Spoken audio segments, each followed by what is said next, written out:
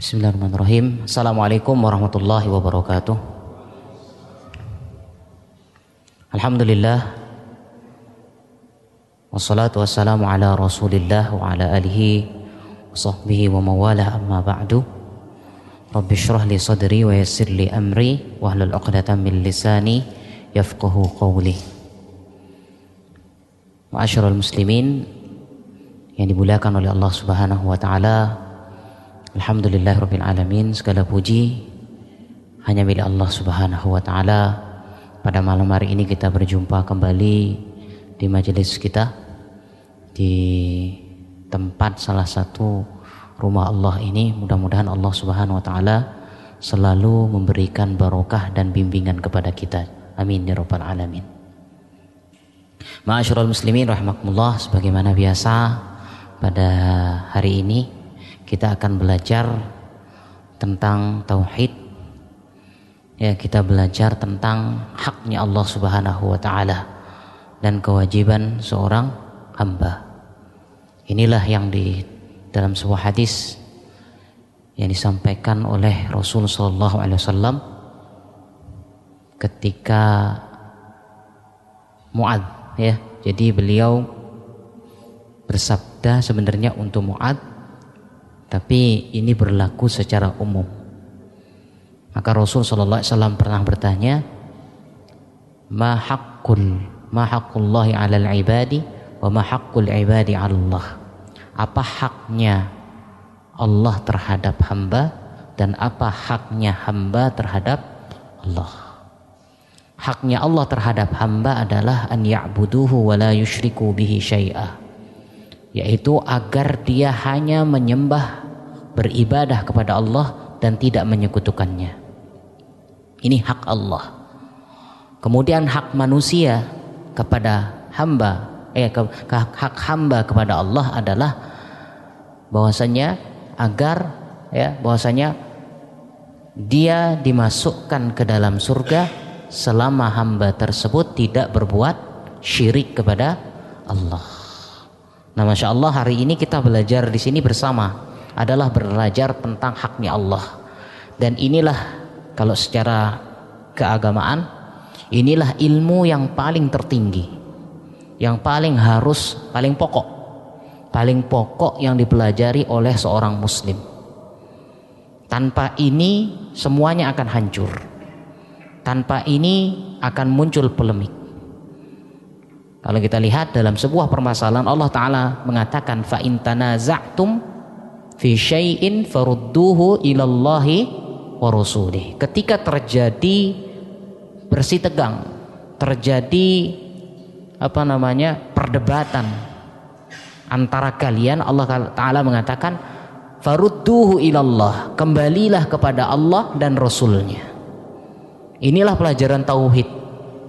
Ketika manusia, seorang hamba mau kembali kepada tauhid, tidak akan muncul yang namanya pertengkaran, tidak akan muncul yang namanya saling tindas menindas. Tapi karena tauhid ini hilang, ya, karena pelajaran tentang keesaan Allah ini hilang, semuanya akan timbul polemik. Sehingga menjadi, ya, di antara kita mungkin ada yang memiliki tujuan yang berbeda-beda. Tapi ketika tauhidnya kuat, akarnya kuat, maka insya Allah semakin tinggi pohon itu semakin kuat. Tapi ketika akarnya ini lemah, tauhidnya ini lemah, maka semuanya pun akan menjadi lemah. Baik kaum muslimin dan muslimat yang dimuliakan oleh Allah Subhanahu wa taala, kita lanjutkan kembali bab minal iman bis sabri ala aqdarillah, yaitu bab iman, termasuk iman kepada Allah, yaitu sabar kepada takdir Allah. Ya, kita masuk ke ayat berikutnya, yaitu dalam surat At-Taghabun ayat 11. Allah Ta'ala mengatakan, wa may yu'min billahi yahdi qalbah. Barang siapa yang beriman kepada Allah, Allah akan menunjuki hatinya. Kalau kita kembali kepada ayat ini, Allah Ta'ala mengatakan ma asaba min musibatin illa biidnillah. Apa-apa ya, segala sesuatu tidaklah menimpa ya kepadamu suatu musibah kecuali itu atas dasar izin Allah. Jadi segala musibah yang terjadi itu atas dasar izin Allah. Termasuk yang saat ini pandemi corona. Ya, COVID-19 ini berdasarkan izin dari Allah Subhanahu wa ta'ala. Bukan semata-mata makhluk ini saja yang bergerak, bukan semata-mata keinginan makhluk ini saja, tidak. Tapi di sini ada izin Allah. Baru Allah lanjutkan, wa may yu'min billahi yahdi qalbah. Siapa yang beriman kepada Allah, Allah akan tunjuki hatinya. Baik, kita lihat sekarang wal muradu bil iman billah. Yang dimaksud dengan iman kepada Allah di sini adalah al imanu biqadrih, iman kepada takdirnya. Kenapa? Karena kembali ke ayat yang tadi, ma asaba min musibatin fa biidznillah. Ya. Maka segala sesuatu yang terjadi, musibah yang terjadi itu karena izin Allah. Berarti di sini Allah berbicara tentang takdir. Tapi Allah kembalikan lagi wa may yu'min billah. Artinya apa? Bahwasannya beriman kepada takdir secara tidak langsung itu adalah beriman kepada Allah Subhanahu wa ta'ala. Artinya terjadi terjadi adanya sambungan, menyambung. Jadi orang yang tidak beriman kepada takdir berarti dia tidak beriman kepada Allah. Yang inilah yang banyak hilang di kalangan kita kaum muslimin. Apalagi sebagian orang awam, ya, mohon maaf, pembelajaran tentang takdir ini, mohon maaf, kadang-kadang kita melihat sebagian kita daerah pelajarannya hanya, mohon maaf, paling hanya sabar, tawakal, ikhlas. Mohon maaf, pelajaran itu penting, sangat penting. Tapi kita harus belajar juga. Ada hal yang juga lebih penting. Ya. Maka dari itu di sini diajarkan beriman kepada takdir. Sebagian kita, mohon maaf, orang-orang awam ketika berbicara apapun, musibah dan sebagainya, ada bahasa dengan mengatakan mungkin ini takdir. Ketika terjadi apapun, mungkin ini takdir. Kalau antum memahami bahasa seperti ini, kira-kira bahasa mungkin ini berapa persen? Hah? Bahasa mungkin. Tapi kalau dia benar belajarnya, dia akan mengatakan 100% ini takdir. Cobalah. Ya, sebagian yang mohon maaf, yang artinya karena memang kita pun kalau tidak belajar, Allah tidak kasih hidayah, kita tidak bisa apa-apa. Jangan sombong. Kalau Allah tidak kasih apa-apa, kita tidak bisa. Tapi Allah, Masya Allah, dengan izin Allah kita diberikan, ya, artinya ditunjuki oleh Allah seperti apa. Maka bahasa inilah yang ngeri. Kenapa? Karena inilah sebagian saudara-saudara kita masih belum belajar bagaimana itu beriman kepada Allah dengan secara yang benar. Bukan hanya sekedar ya sudah pengajian, yuk pengajian. Isinya pengajian, mohon maaf, kakak kiki ketawa, yang penting ada ketawanya, santai, ada makanannya, enak. Ya, mohon maaf nih, ustadznya lagi jelasi, dianya Masya Allah, kalau boleh ganti posisi lah. Ya kan gitu.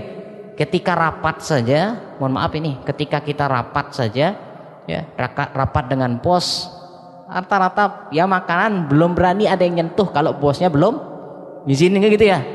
Sedangkan sekarang ini majelis ini kan bahasanya dikatakan dia adalah raudhah, dia adalah taman, salah satu dari taman surga.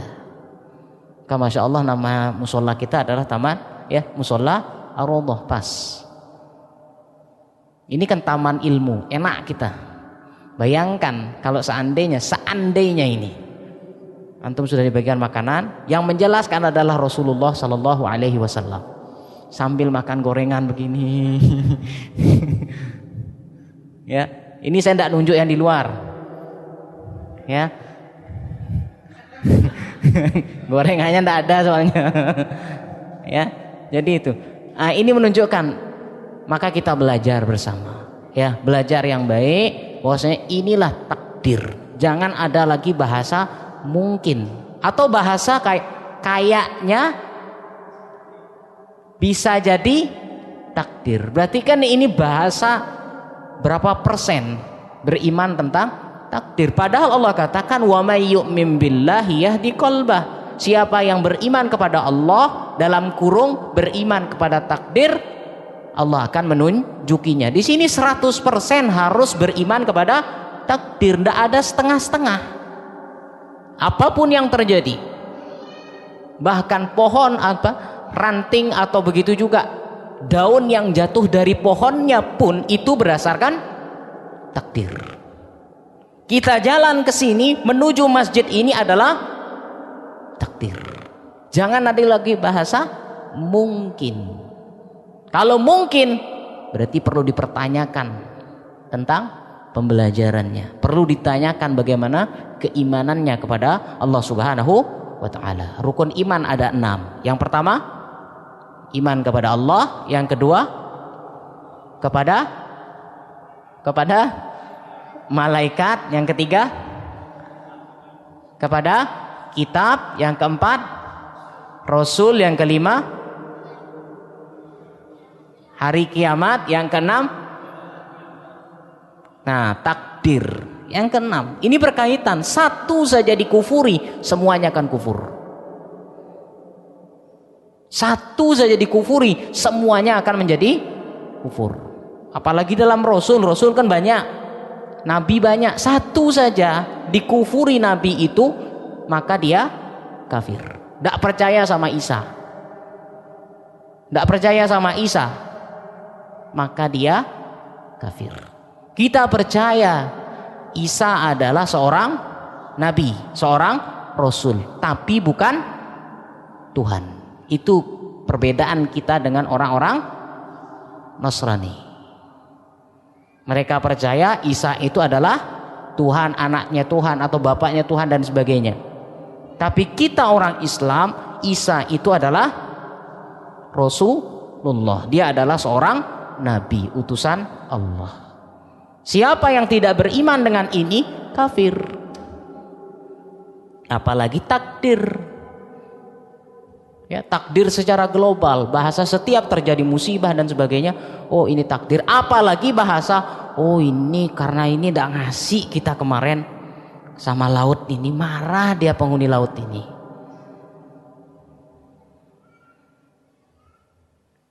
Ya, oh ini gara-gara ini setiap mengkol harusnya kita bel ini, ya harus kita klakson, makanya jatuh di sini. Makanya Pak kalau lewat sini klakson dulu. Ini berarti ini sudah mengaitkan sesuatu, apa terlebih musibah dikaitkan bukan dengan Allah, bukan dengan takdir, tapi dikaitkan dengan hal yang lain. Bahasa mungkin saja perlu dipertanyakan imannya, apalagi kalau musibah itu dikaitkan kepada selain Allah Subhanahu wa taala. Maka yahdi qalbah, Allah akan memberikan petunjuk, ya, yarzuquhu at-tuma'ninah. Yahdi qalbah, Allah akan menunjuki hatinya. Yarzuquhu at-tuma'ninah. Apa ini? Diberikan ketenangan. Orang kalau sudah diberikan hidayah oleh Allah, sini nih, ya, hatinya diberikan hidayah, tenang sekali. Tenang. Ya sudah, mau kemana-mana nyaman saja. Ya, tidak harus ada yang bawa ini, bawa itu dan sebagainya. Apalagi bawa kepercayaan, harus bawa sabuk ini, harus bawa cincin ini. Kalau tidak bawa cincin ini bahaya ini. Tapi kalau orang sudah diberikan petunjuk oleh Allah, hatinya dia akan diberikan ketenangan. Lihat, wa hadza yadullu ala annal iman yata'allaqu bil qalbi. Inilah yang menunjukkan bahwasannya iman itu berhubungan dengan hati. Fa idah tadal qalb ihtadatil jawarih. Kalau ini sudah diberikan petunjuk, perbuatan pun akan jalan sesuai dengan petunjuk. Rasul Shallallahu Alaihi Wasallam pernah bersabda, Inna fil jasadi mudghah.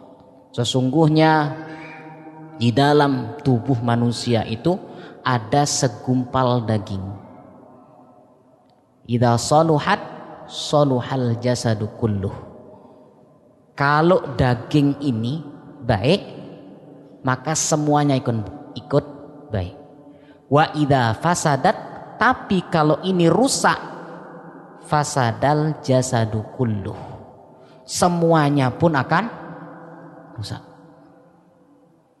Ala wahyal qalb, itulah namanya hati. Kalau ingin mendapatkan sesuatu apapun itu, ya, maka ambil apanya? Hatinya.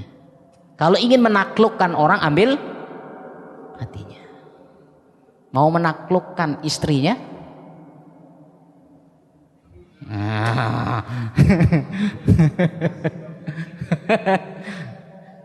ya, inilah hati. Kenapa? Hati inilah yang menjadi pemimpin. Disinilah yang kenapa Allah cukup di sini. Ya, artinya Allah cukup memberikan hidayah. Ini saja sebenarnya sudah cukup. Kenapa? Inilah yang menjadi pimpinan dalam tubuh kita. Ini kalau baik, baik semuanya. Tapi kalau ini rusak, rusak semuanya. Makanya kan mana lebih enak? Januar, sakit gigi apa sakit hati? Hah? Sakit gigi katanya. Nanti tidak bisa makan dia.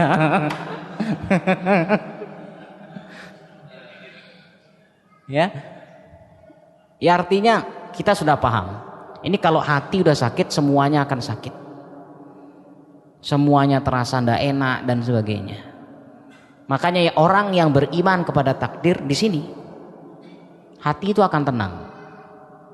Ketika terjadi musibah, apapun itu bentuknya, besar, mungkin anaknya meninggal, mungkin hartanya diambil, dibakar rumahnya dan sebagainya, atau mungkin ada hal ya dibuat bangkrut dan sebagainya.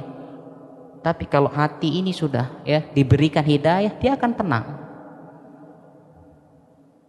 Nabi Ayub alaihissalam yang diuji oleh Allah Subhanahu wa taala dengan sakit sekitar 7 tahun. Dikatakan 7 tahun lah, 7 tahun lebih sakitnya. Musibah yang terjadi pada beliau, Masya Allah luar biasa. Semua anaknya diambil. Istrinya kan banyak, ya. Di atas Rasul SAW tuh banyak nabi-nabi yang punya istri. Istrinya melebihi dari 4, ya, melebihi dari 9. Bahkan Nabi Sulaiman alaihissalam ya dalam sebuah riwayat dikatakan 100.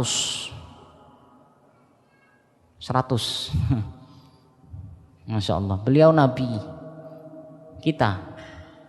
Jangan coba-coba, ya. Jadi Masya Allah, ini artinya apa? Bahwasannya ya kembali lagi ke hati tadi. Kita harus hati ini. Hati kalau sudah ini berat. Ya, kalau ini sudah rusak.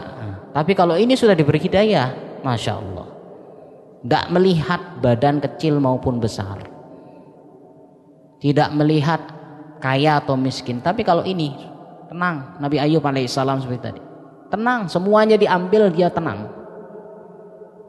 Enjoy, ya, menikmati apa yang saat ini dia ditakdirkan oleh Allah Subhanahu wa taala. Apapun itu. Ini artinya apa? Hidayah. Makanya kita dianjurkan berdoa apa? Ya muqallibal qulub, tsabbit qalbi ala dinik, wa ya musarrifal qulub, sarrif qulubana an ta'atik. Sallallahu alaihi wasallam pernah mengatakan bahwasannya hati manusia itu ada di jari jemarinya Allah.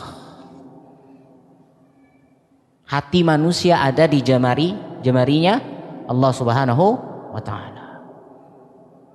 Maka berdoalah kepada Allah, minta sama Allah.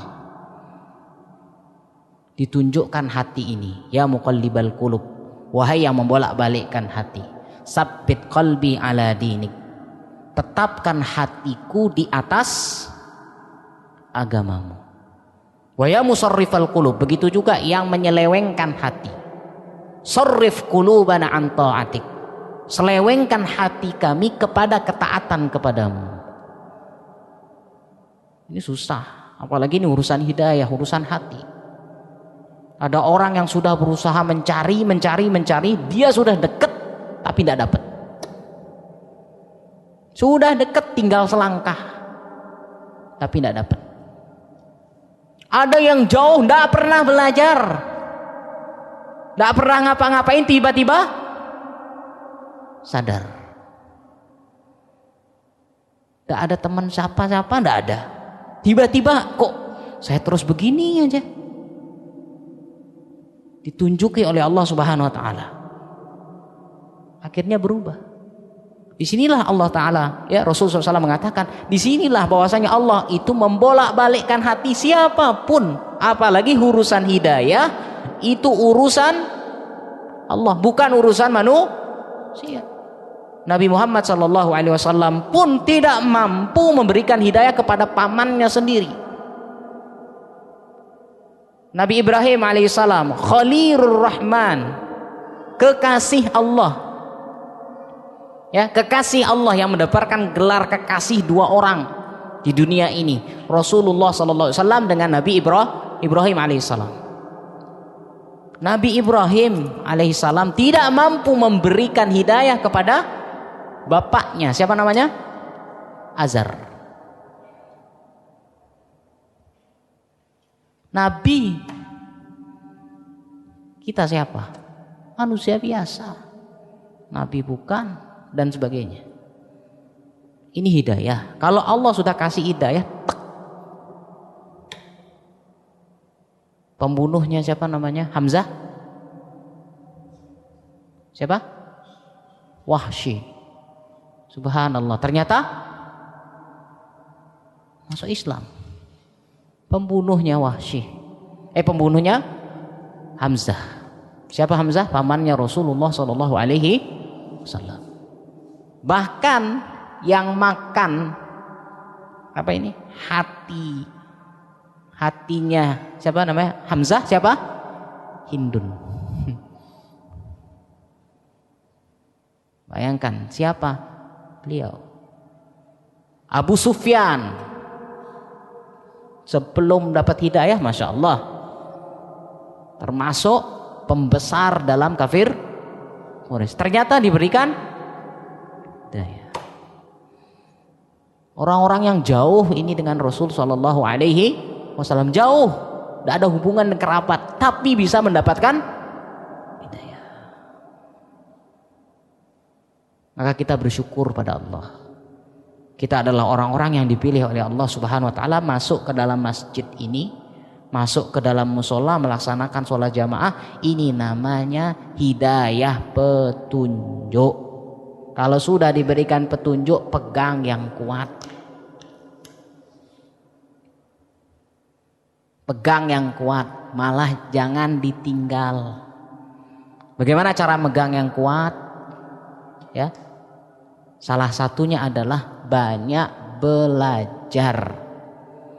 Orang kalau sudah tidak belajar, dia akan menjauh dari hidayah itu. Tapi ketika dia belajar, dia akan akan berusaha pegang teguh yang namanya hidayah ini. Ini urusan hidayah. Salah satu contoh lagi hidayah itu, ada orang yang rumahnya di samping masjid, azan masjid itu, tapi tidak datang ke masjid. Yang rumahnya 5 kilo dari sini, 10 kilo hadir. Yang tinggal dekat dengan masjid, nempel dengan masjid, masya Allah, turu. Apa ya? Tetu, teman turu. Ini namanya hidayah. Maka bersyukurlah ketika kita mendapatkan petunjuk itu. Kita adalah bagian dari orang-orang yang mendapatkan hidayah. Dan ingat, orang yang mendapatkan hidayah itu jumlahnya sedikit. Mayoritas bukanlah menunjukkan suatu kebenaran. Ya, mayoritas. Allah Ta'ala mengatakan, wa in tuti aksara man fil ardi yudilluka an sabilillah. Kalau kalian mengikuti kebanyakan manusia, mereka akan menyesatkanmu dari jalan Allah. Berarti mayoritas bukanlah menunjukkan suatu kebenaran. Kalau kita lihat mayoritas seandainya dikatakan kebenaran di dunia ini, mana lebih banyak yang KTP-nya Muslim atau KTP-nya kafir?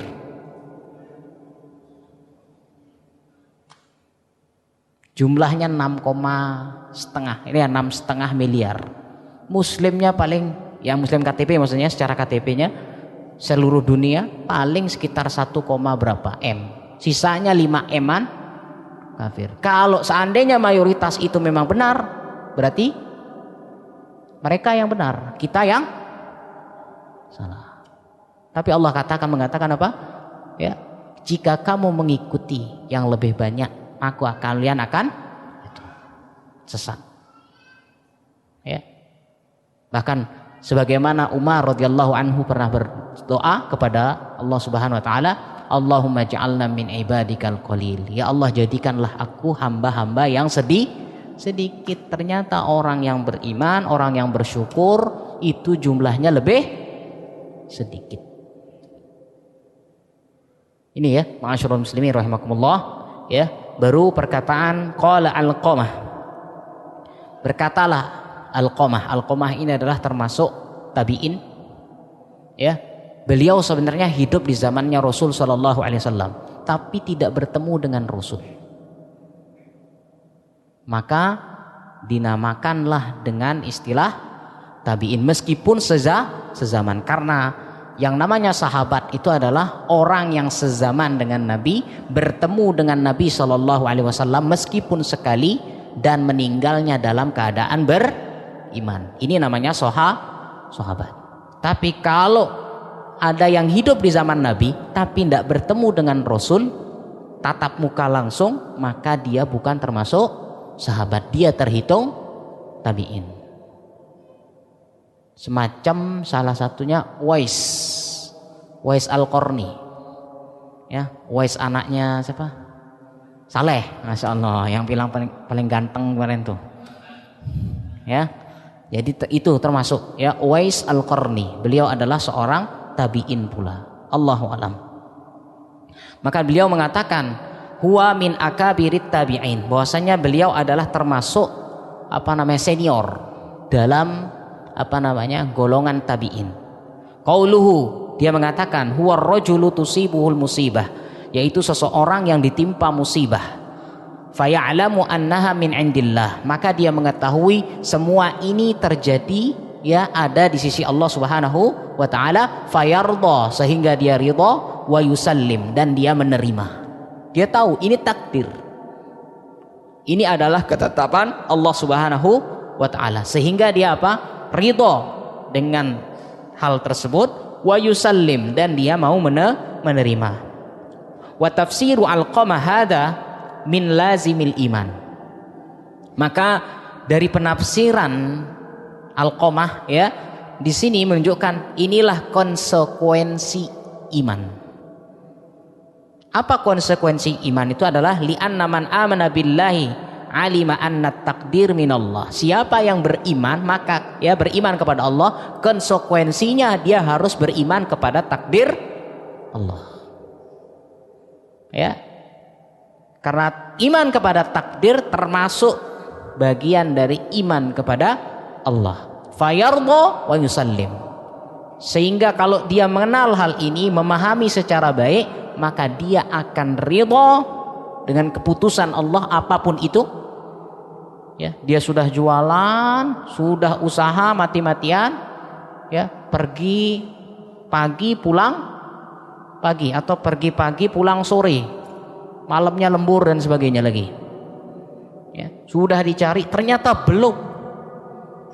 Fayardha, dia ridho. Ya sudah, Allah kasih segini. Ya, kadang-kadang memang sesuatu yang sedikit bagi kita itu lebih baik. Kan ada hadis yang mengatakan sesuatu yang sedikit dan mencukupi itu, ya, yang penting apa namanya, membuat kita ingat kepada Allah, itu lebih baik daripada sesuatu yang banyak tapi melupakan. Tapi yang paling enak, kan gitu, ya kan, cuman pilihannya cuman itu toh. Ya, cukup tapi ingat kepada Allah, ya, daripada banyak melupakan. Alhaakumut takasur, segala yang banyak-banyak itu telah melupakan kalian. Ya, kemudian fayardha, maka dia ridha, wa yusallim, dan dia menerima. Ya sudah, ini keputusan Allah. Dia sudah berusaha datang ke rumah sakit, ya, cari dana dan sebagainya, ternyata apa? Qaddarallah, takdir Allah. Masya Allah. Tidak ada manusia yang menginginkan, oh biar cepat mati aja orang ini daripada nyusahin saya. Tidak ada yang mengatakan sudah berusaha, dokter sudah berusaha dan sebagainya, dia ikhtiar secara baik, tiba-tiba terjadi yang lain. Itulah ketentuan Allah. Fa idza alima annal musibah minallah, apabila dia mengetahui, paham secara baik bahwasanya musibah itu, ya, dari Allah Subhanahu wa taala, itma'annal qalb wartah, hatinya akan menjadi tenang dan nyaman. Ya, hatinya akan menjadi tenang dan nyaman. Kenapa? Karena dia sudah berusaha. Kita pun ketika sudah masuk, jangan lagi ngutak-ngutik. Coba datang ke sini, ngapain ke sana? Ini yang kadang-kadang merusak. Ya, kita kalau mau takziah saja. Tak usah lagi ngotak-ngatik orang. Wih, coba, oh, akhirnya muncullah pemahaman. Kalau datang ke dokter itu baru paten dokter itu hebat. Kalau dokter ini aduh ecek-ecek, jangan, hati-hati. Semua kesembuhan itu dari Allah. Boleh mencari yang ahli dan sebagainya, boleh, silahkan. Bahkan dicari memang yang ahli, segala sesuatunya cari yang ahli, kan gitu. Tapi ketika sudah kita mencari yang ahli, ternyata terjadi yang lain, ya sudah, kita datang, maka kita mengucapkan ketika ada orang kena musibah, kita ucapkan apa? Masya Allah, qaddarallah, ya, qaddarallah wa masya'a fa'ala. Allah sudah takdirkan, apa yang dikehendaki itulah yang terjadi, selesai. Coba saya ke Sanglah, jangan ke, kita sebutkan begitu, coba saya ke sini dan sebagainya. Apalagi mengatakan coba jangan dukun itu, yang dukun ini bagusan. Masa, ya, ini kan sudah salah, artinya sudah salah. Nah, sehingga, ya, katakan ketika ada orang terkena musibah, ya, qaddarallah wa ma syaa fa'ala. Apapun yang terjadi, ya, itu semua atas dasar kehendak Allah, ya. Walihada kana min akbarir rohah, oleh karena itu puncak dari kenyamanan dan ketenangan, wa tuma'ninah, apa itu? Al-imanu bil qada'i wal qadar. Puncaknya adalah apa? Iman kepada qada dan qadar. Apa itu qada dan qadar? Ada yang mengatakan qada dan qadar ya sama saja, satu kata. Ada yang mengatakan qada itu lebih dahulu, ya, lebih dahulu ada, baru qadar itu adalah apa yang saat ini terjadi. Ada yang mengatakan sebaliknya, qadar itu adalah yang di zaman azali, ketetapan. Qada itu adalah keputusan yang saat ini terjadi. Tapi kita tidak terlalu jauh dalam hal ini. Yang penting beriman kepada takdir, beriman kepada qada dan takdirnya, qadarnya Allah Subhanahu wa taala. Demikian mungkin yang bisa kami sampaikan, mudah-mudahan ada manfaatnya bagi kita semuanya. Barakallahu fikum. Kita akhiri dulu. Wassallallahu ala nabiyina Muhammad. Subhanakallahumma bihamdika asyhadu an la ilaha illa anta astaghfiruka wa atubu ilaik. Assalamualaikum warahmatullahi wabarakatuh.